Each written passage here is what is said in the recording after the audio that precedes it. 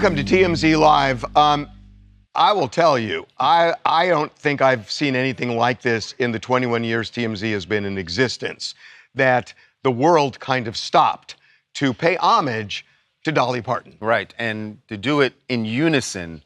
There have been plenty of celebrity deaths that we've covered, and there's always someone who, there's something controversial about that person that always comes up.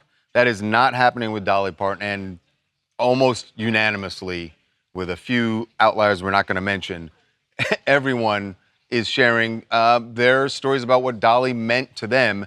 Most interestingly, and everyone had been waiting for this reaction because everyone knows Miley Cyrus is her goddaughter, that they were very, very tight, and Miley had not said anything. This morning, she did post about it and said, what I know is Dolly would want me to feel it, the loss of Dolly. Write a song about it, and then continue on and be strong. I have an angel by my side. I always have. One of our last conversations was about music and metamorphosis. I will always love her and want to make her proud. My heart breaks for the world, her family, and her friends who will miss her deeply. We're in this loss together, and we will see her in all of the most beautiful things. It's really, really beautiful. So we have seen countless tributes from people who have worked with Dolly over the years in Hollywood and in music. And one of the people who got to work with her, really one of her very many unforgettable performances. But Melissa Etheridge and Dolly shared the stage at a point. And joining us now to talk about that and just Dolly's impact on the world is Melissa Etheridge. Melissa, welcome back to TMZ Live. Hey, you guys. Good to see you. Good to see you. I wish it was under better circumstances, but we're always happy to have you. So this has been remarkable in a way, Melissa, that this country does not agree on anything. And somehow everybody has come together and are unified over Dolly Parton. And that's, to me, it's one of the most remarkable things about this that I've seen. Yeah, it's you see that in a world that is so divided and really sort of messed up about their differences and trying to make us all one way or the other, Dolly Parton then just started out in, I was alive in the 60s and 70s and was aware of her, and she just kept moving along, and every time something would come along, you would appreciate her reaction to it. You would appreciate how her self-deprecation, in that funny but strong way, and she just reached out across to the gay and lesbian community was astounding. Just how she supported a lot of women back then. If a drag queen would do them, they would say, I don't know what to do about this. And she was like, oh no, this is what I love this. And she always loved the community. And I really think that her choosing me in 2003 when CMT came to her, Country Music Television came to her and said, okay, you're going to be the first woman to do a crossroads. That's when an artist from the pop rock community shares the songs with the country artist. And she chose me, in 2003, which was like the height of the gay marriage debate. Yeah. And so she had a way of being there and sort of presenting her lack of judgment on a person who was different, presenting it in such a way that you had to love it, and you had to understand. It was non-judgmental. Yes, it was. It was completely non-judgmental because she lived her life to stand up to the judgment of her looks, her choices, her voice, or whatever it was. She refused to be judged and refused to let that affect her. And when you see that, that is the most inspiring thing for someone who's trying to find their way in the world. Melissa, you mentioned that this outreach that she had to the gay and lesbian community and how she embrace the drag queens, Yeah. dressing up as her. I don't know if you saw this that a federal judge struck down the Texas state ban on drag shows and actually cited Dolly Parton as a reason for it, saying, you didn't ban Dolly Parton. Why are you can't ban drag shows? That she was seen as this, bigger than life, voluptuous sex symbol, and that was okay. So why is it not okay for it? And I wonder how that's going to land in Texas when they read that. Yeah. She was the perfect example of how you can change lives, be in the world, change the world just by example, by being yourself.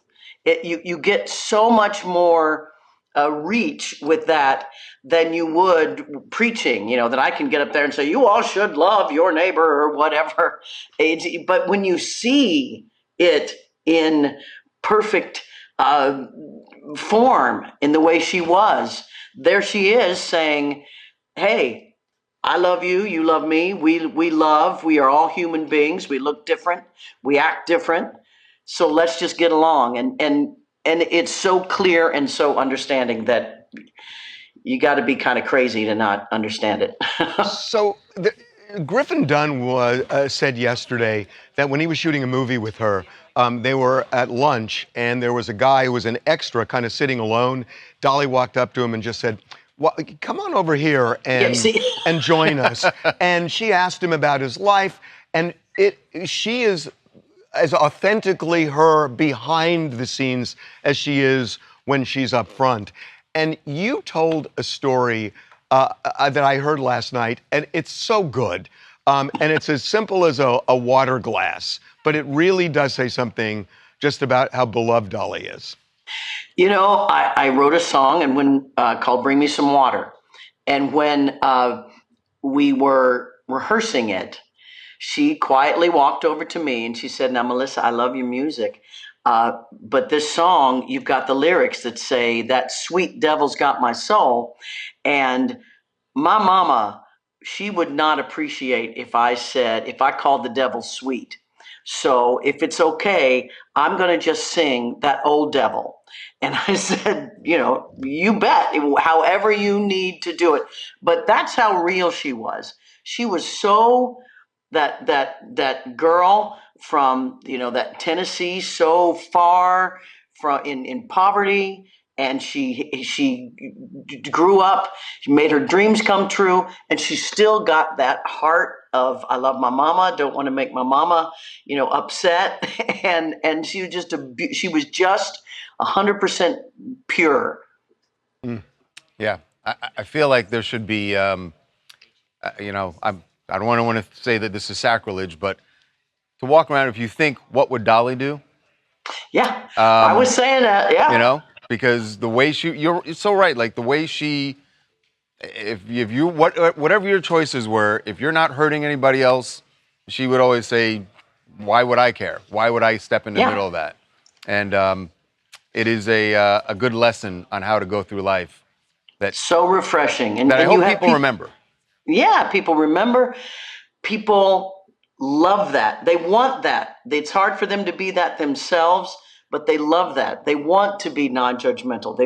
We've learned over the last 10 years that it doesn't work. It doesn't work to try to get everybody else to all be the same.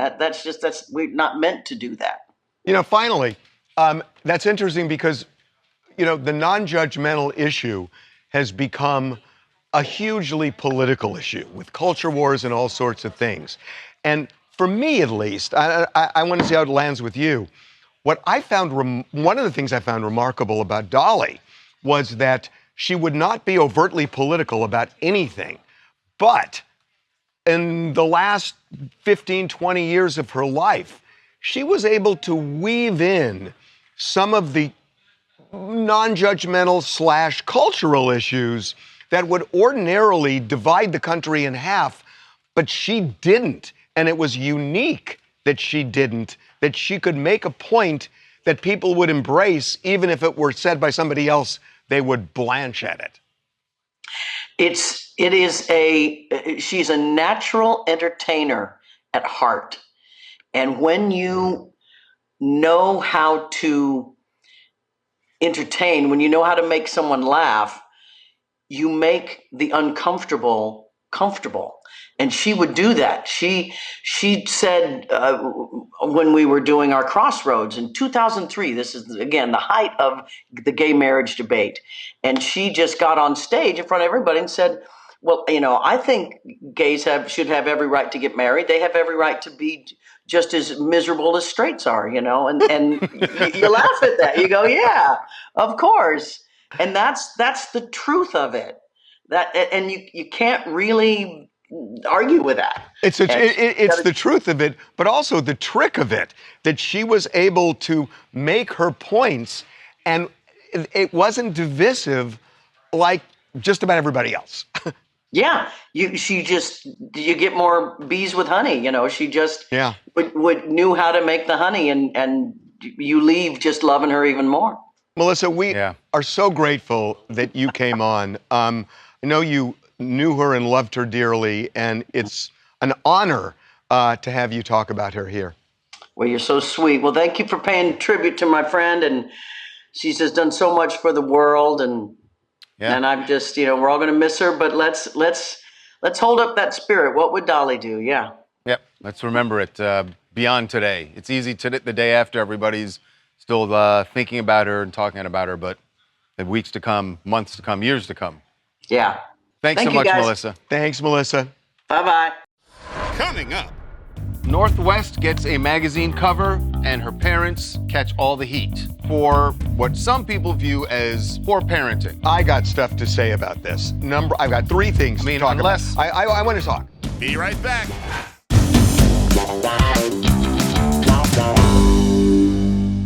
Northwest gets a magazine cover, and her parents catch all the heat. This is North on the cover of Dazed magazine, and you can see she looks like North. Like, we've gotten used to her blue hair, her piercings, but now that she's on this cover, it is Kim Kardashian and Kanye West catching a lot of heat for what some people view as poor parenting. I don't think it's a fair thing to say, but here's what Megyn Kelly, the conversation she had with Dr. Drew about North's parents. Does Northwest have good parents? She is on the cover of this British quarterly magazine right now with false teeth, like a grill situation, blue hair, all these facial piercings. And she's launching an album, and she's going to be performing concerts, and they are rushing to try to make her a star. It makes you worry. And she has bipolar in her genetic heritage, right? And she has parents that have not been available, let's say. I don't know. It doesn't look like they're around all the time. They are out. And hey, everybody that puts somebody on the guillotine, realize history is a clear teacher on this. Everybody ends up on the guillotines eventually if you keep bringing them out. Yes. I got stuff to say about this. I've got three things to talk about. I want to talk. I've got three things to say. Kim Kardashian is a good parent. Well, I let you talk. Kim Kardashian is a good parent. She went through extremely difficult times when Kanye West was wouldn't even deal with her in the divorce, was saying horrible things about the kids, horrible things about her. She has been a really good parent. So for them to jump to that conclusion is wrong. Number two, Kanye West may be bipolar. That doesn't make the kids bipolar. And number three, they sound like the old people who I grew up with who were saying kids are going to go to hell if they listen to rock and roll. Yeah. That's it? That's all you got? Three things. I mean, it just seems, unless Dr. Drew or Megyn Kelly have some personal knowledge of what's going on in Kim Kardashian's house, because we know that North is primarily with Kim, but to say that this is bad parenting is... Well, it's one thing, I guess, if North, and we've heard all along that North wants to be a performer, wants to be an artist, right? If there comes a day when North doesn't want to do this, and they're still forcing her to do it, that's a different Yeah, conversation. but that's not even what they're talking about. But that's not what they're talking about. She's got, hold on, she's got blue hair. Well, guess what? Welcome to 2026. Kids have blue hair.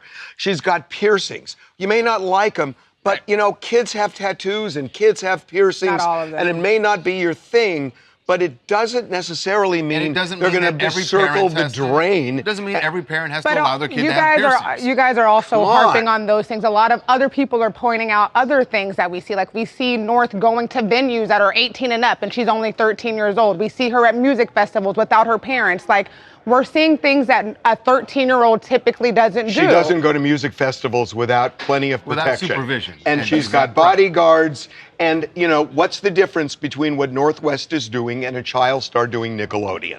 What's the difference?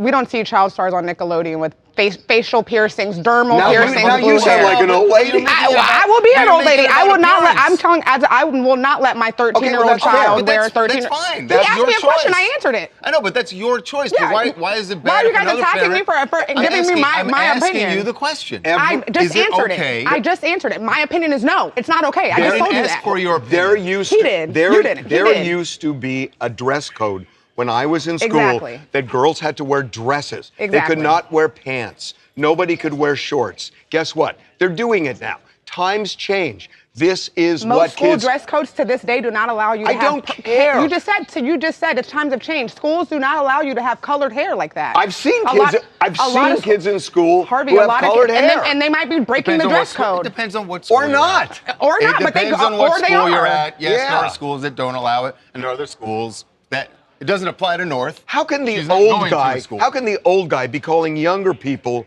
old? Because and then you're the same person that goes to the restaurant and then sees these entitled young people acting a fool, and then you have an issue with that. No, it's not the same what? thing. It is. Where do you think that came from? That came from 13-year-olds being able to do whatever they wanted. That turned into 19-year-olds going to the fancy restaurant that you can't stand. Girls should not dye their. Stop. Can a girl dye her hair from? How's your day? At Hold 13? on. I got a question. Can a girl dye her hair How's your day at work? from brown to blonde?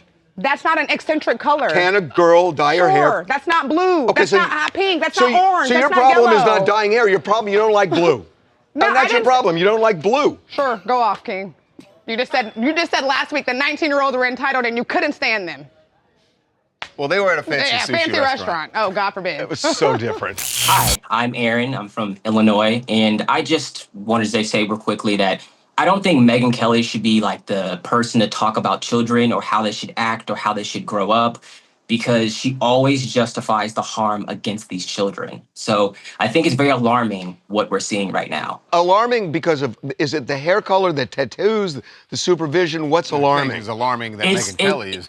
It's alarming because the fact that we are making broad assumptions, we're going from A to F about someone's hair color when we don't even know why. Her hair color is based off of Hatsune Miku, which is a Japanese idol.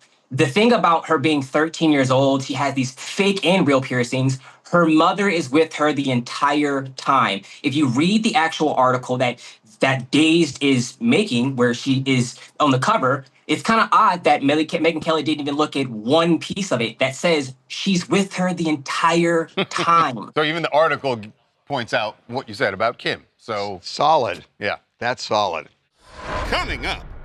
49ers owner Jed York, no doubt trying to put his prostitution arrest behind him. In Nevada, there is a spot called the Resort at Sherry's Ranch. Sherry's Ranch. Don't look at that like you haven't been there before. I- You're trying to pretend like, oh, idea that looks anything familiar. about Sherry's Ranch. Be right back.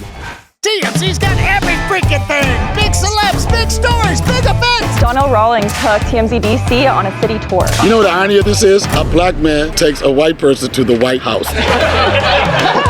It's TMZ. The 49ers owner Jed York, no doubt trying to put his prostitution arrest behind him, but... Is the NFL going to do anything? I highly doubt it. They have not said that. Now, we do know TMZ Sports confirmed that they are actually investigating it and they're aware of it. But again, they didn't do anything with Robert Kraft. I can't see how they would do anything with Jed York. Yeah, what does it have to do with him owning a team? Right. But he cannot fully put it behind him because there are some people who, just kind-hearted people who want to offer him an education. And also, I think they want to publicize their business. Yeah. So both things could happen. But this is in Nevada. There is a spot called the Resort at Sherry's Ranch. Don't look at that like you haven't been there before. You're trying to pretend no like, oh, that looks anything familiar. about Sherry's Ranch. So Sherry's by the way, Ranch. You're the one who got the story. Yeah, Tell us about your Sherry's Ranch Sherry's connections, Ranch. Devin. Oh, you just walked into it one day. No, I had no idea. I thought it was. I thought it was a I've only seen restaurant. photos. Never frequented Sherry's, for the record. But so the madam at Sherry's basically put out a statement that they want to basically put a seminar on at Sherry's where they're inviting all the NFL owners and players and basically obviously offering up their services, but also giving them basically the runaround about it's legal here. This is just outside of Las Vegas, and this is so their advice there's is, discretion. if you're gonna do this, exactly, come to our spot where it's legal. Don't take your chances. And they put out a similar thing when Robert Kraft was busted. He never showed up, and then no other owners did. I'm shocked no other owners did. But you know why this is good? Why? It makes because your point. Nevada makes sense and Ohio doesn't. The idea that the police are spending their time going on prostitution websites, luring guys, making deals, following them to places that there are no prostitutes, but picking a trailer, a mobile home park, which is now just getting dragged in the media that, there are prostitutes at this mobile. No, there aren't. I mean, mobile home parks didn't have the best PR before this. What did they deserve? But that doesn't this mean for? that they're I mean, not these particular people in What this did they community deserve are this upset. for? No, they didn't. deserve They it. didn't. And so they swoop in, they spend all this time, they arrest this guy.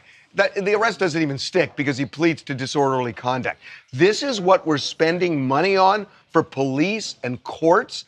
This is ridiculous. I understand the theory of what you're saying, but you also know that there are a lot of places in the country, and probably this part of Ohio as well, where the citizens would like for this to be illegal. They don't want prostitution And also they want to be crack. legal. Ultimately, their goals are to crack down on sex trafficking. And maybe you can say that it's this is just based on religion and a morality that you feel is unnecessary in our laws, but the reality is that there are citizens who would support this. So then what are you guys saying about OnlyFans, where two people collaborate and have sex? They probably don't like that either. And they make money, and it's legal everywhere.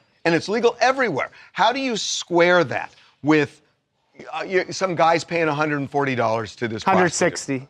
Oh, I'm sorry. Yeah, sorry. Not the point. Wow. Not the point. What's the rate at Sherry's Ranch now? I don't know the rates at Sherry's Ranch. Sure. It does look, from the photos, it looks beautiful, though. Hi, I'm Elliot Connie. I'm a licensed psychotherapist, and I live in Texas. How you guys doing? Oh, good. We so want to hear what you have to say. Well, I mean, just listening in, I think it's very important that the police spend their resources investigating prostitution in places, primarily for the reason that I heard one of you guys comment on is prostitution is one of the biggest contributors to the sex trafficking problem that we have in our society. And one of the ways to target the sex trafficking problem is to go after the people that are customers within that industry. So I think it's very important that the police do spend their resources to protect women in those situations. Okay, but in a situation like this, they didn't get a trafficker, they got the John. And that's what they generally get, the John or the prostitute. I agree with you. Go after sex traffickers. But if a woman decides to do this and make money the way a woman or a man does on OnlyFans, or a man wants to do this, and there's no trafficker, what are you protecting against? I think those are two separate conversations, right? I think we can have the conversation about whether or not it should be legalized, and in certain places like Nevada it is. And then the second conversation is the illegalities of it. Now, when the police set up this thing, they didn't know who was going to show up. It wasn't going to be the trafficker. It was going to be the John. Well, that's if you. It's a harsh way to say this, but if you get the John, and then we know that being a John is illegal and will lead to life problems like loss of job, public scrutiny, et cetera, then the less amount of people who are looking to be customers means the less sex trafficking will be possible in areas where it's illegal. I have one other question for you. If you feel that way, How do you feel about agents, because they do exist, agents who represent OnlyFans models, and they make deals for them to make money having sex? Really, what's the difference? There's no difference. And I think that is wrong too. I mean, you call them agents, but there's another word that could be used to describe these people. And there is no difference. And I have no problem with OnlyFans, and I have no problem with women deciding whatever it is they're going to do with their body. But we also have to have the conversation about the horrible conditions that exist in the sex trafficking world and how that impacts women negatively. Forced sex, drug addiction, forced drug addiction. It's a really, really bad industry, and it should be targeted. Absolutely. I guess the question is, do you do it with a scalpel or a bomb? Coming up. You know the case involving the surrogate who fled to Texas after the biological parents wanted to abort the fetus. The child had a serious heart defect. The biological parents have a temporary restraining order preventing the surrogate from having any contact with this child. The surrogate wants custody now. Right. Be right back. Welcome back to TMZ Live. So there is a hearing going on in Texas. You know the case involving the surrogate who fled to Texas after the biological parents wanted to abort the fetus after it was revealed 20 weeks into the pregnancy that the child had a serious heart defect. Child has been born in Texas, and now there is a custody fight. The biological parents have a temporary restraining order preventing the surrogate from having any contact with this child. The surrogate wants custody now. Right. So they had a hearing today because the biological parents, Nasheen Gilkar and Omar Ahmed, want that restraining order to be permanent so that they get to make the decisions about what happens with the baby's health care going forward. And to cement their custody. Right. And we told you that right now the baby is actually in critical condition after an open heart surgery was performed earlier this week. So the battle today got very emotional, as you would expect. And there were, the baby's biological mom, Nasheen, got on the stand and really broke down, sobbing, saying that she believes McKenna is trying to take their child away from them. Yeah, and she also added, she said, she's making us run from doctor to doctor, state to state with our baby. She's trying to take him. That's been the biological parents' kind of claim throughout this, that McKenna is trying to get full custody and take baby Gabriel to McKenna, baby Rumi to the biological parents, away from them. McKenna has stayed on her ground, saying that she's not trying to take the baby from anyone. She just wants to make sure that the kid gets the necessary treatment that it needs. See, this is actually, if you look at the heart of this case, it's a contract case.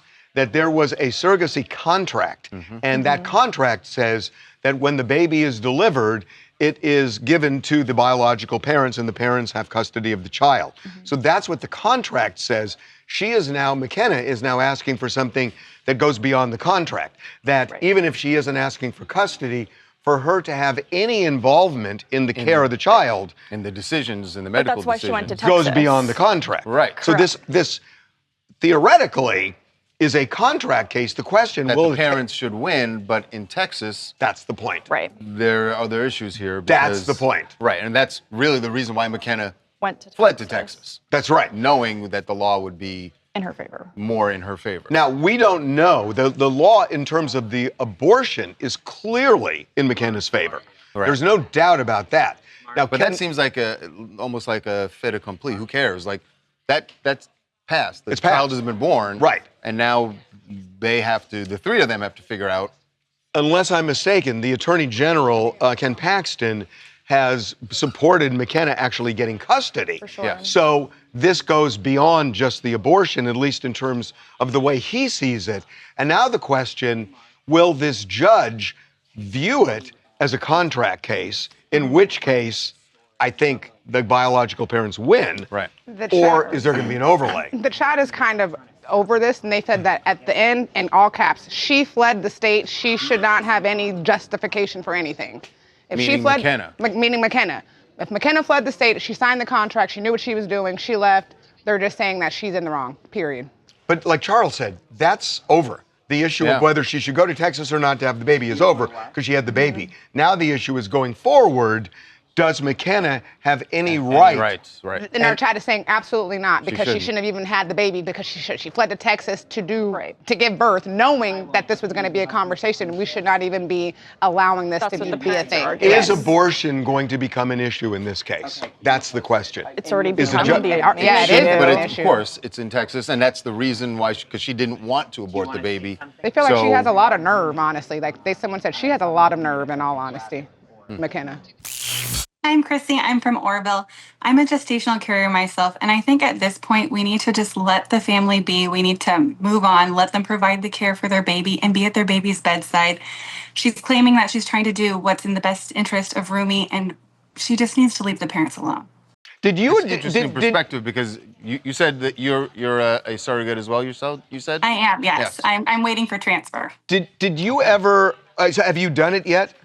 No, we've matched and we're in the process, but I have not actually transferred. Are you concerned that you might develop an attachment to the child? No, I'm not. I mean, I think that's the issue here, right? Yeah. Well, and I think it's the term of the contract that McKenna didn't like, which permitted the parents to say, yes, abort the child. Yeah. She wasn't with that. Yeah. Well, there are some big changes coming to your, likely your favorite social media platform because of this massive historic settlement that Meta reached today. Meta, which of course owns Facebook, Instagram, WhatsApp, but they have been in this lawsuit that was initially filed by 29 states that said that they were intentionally ignoring the addictive qualities of their product, and particularly when it pertains to teenagers who are using it. I think even more than ignoring, hiding. That right. They had the information and they hid it. So now they've reached a settlement. They are paying nearly $17 billion to the states that have signed onto this lawsuit, and that's a settlement amount. So think about the fact that they decided that it would be better for us to just pay this $17 billion than to continue this battle. Well, the other thing is, and this money is going to, presumably there'll be a fund for people who have been hurt by it, also a campaign educating people. I mean, this happened with the tobacco cases. Right. But what if there's an individual now who says, my child was harmed, and I'm going to file a separate lawsuit, and they use this as kind of the guiding light? Mm-hmm. This could open a floodgate. Yeah. But the other thing it's going to do is there are going to be changes, because other social media platforms beyond Meta are going to say, we don't want to end up like they did. So they're talking about, setting a limit in terms of the time that a child can be on. You can't get messaging at a certain point in the evening after a certain time. So a lot's going to change. Coming up. Dolly Parton came up in a big legal decision today.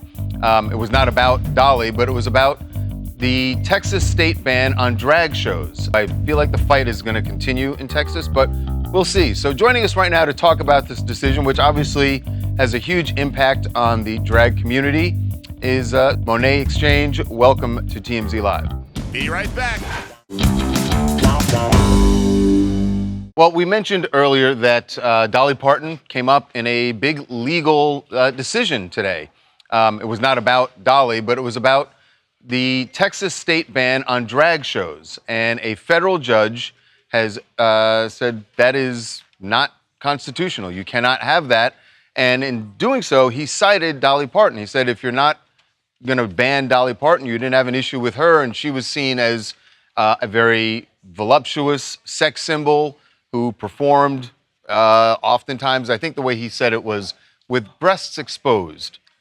Or breast exposure. And so the idea here is that this law supposedly was passed, according to the people who sponsored it, because they felt that it would expose children to adult content and that it was just not right to have in any community. So they banned it. This judge said the First Amendment, A, allows it, and B, that Dolly Parton embodies a lot of the qualities of somebody at a drag show. So how can you separate the two? Right. And so the ban has been lifted. Exactly. Though I feel like the fight is going to continue in Texas, but we'll see. So joining us right now to talk about this decision, which obviously has a huge impact on the drag community, is someone you know from RuPaul's Drag Race. He was on the All-Star season and back in 2019.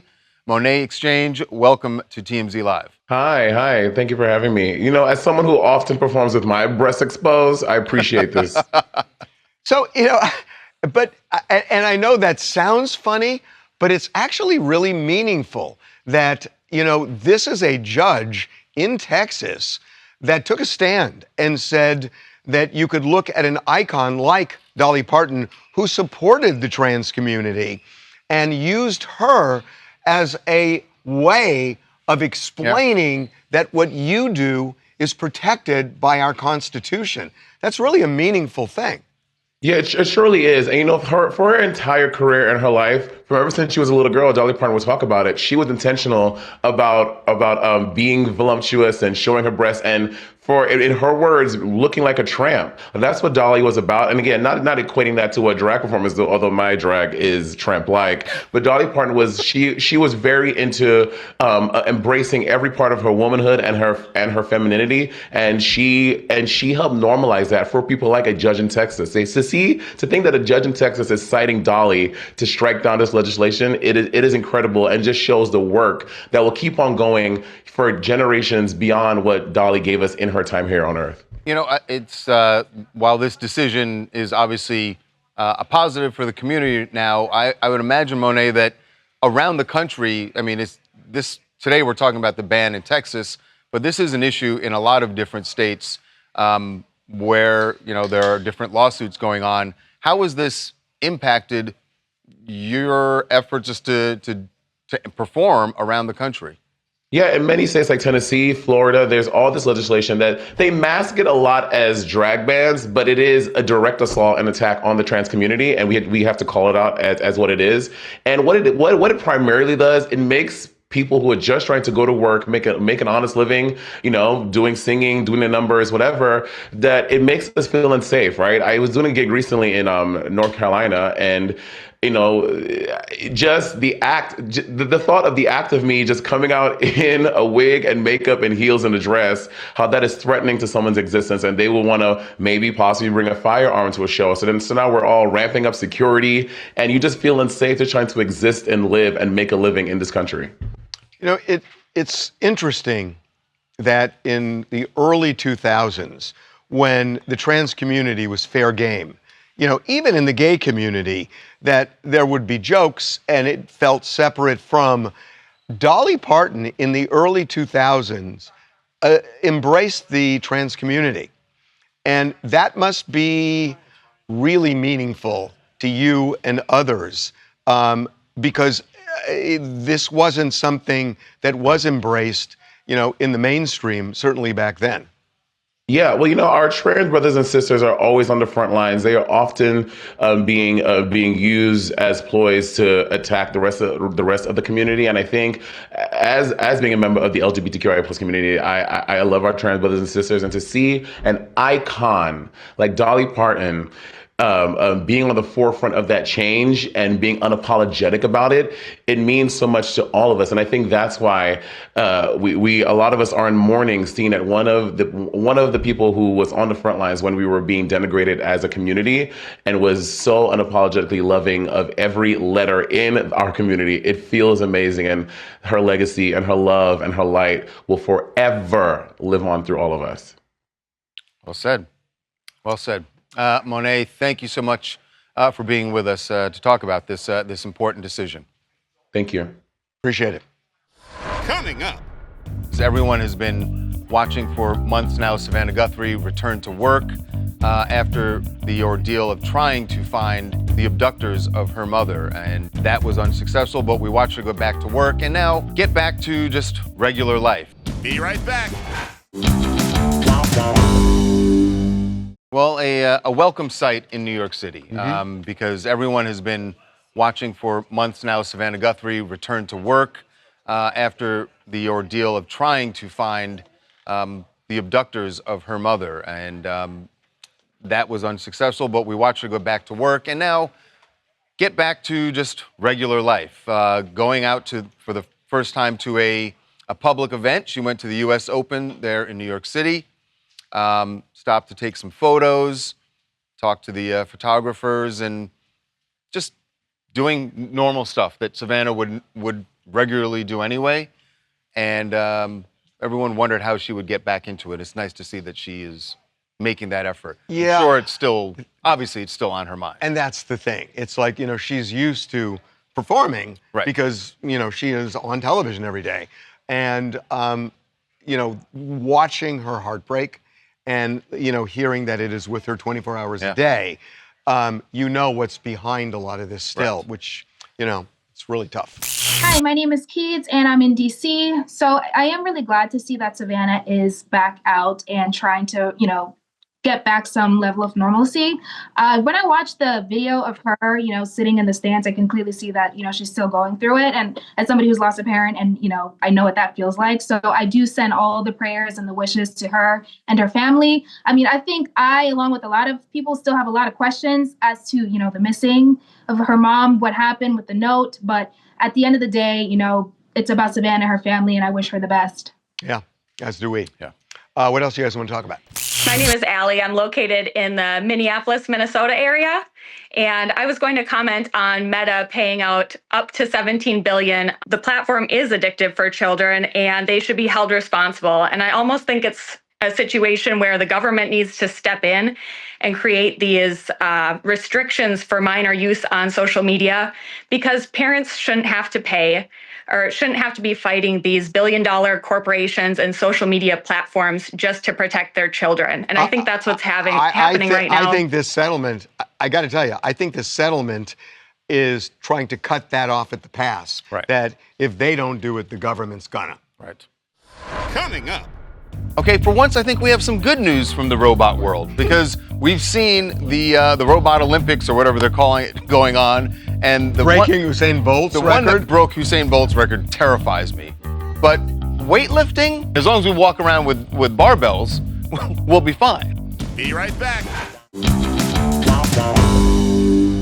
Okay, for once, I think we have some good news from the robot world, because we've seen the Robot Olympics, or whatever they're calling it, going on, and breaking Usain Bolt's record. The one that broke Usain Bolt's record terrifies me.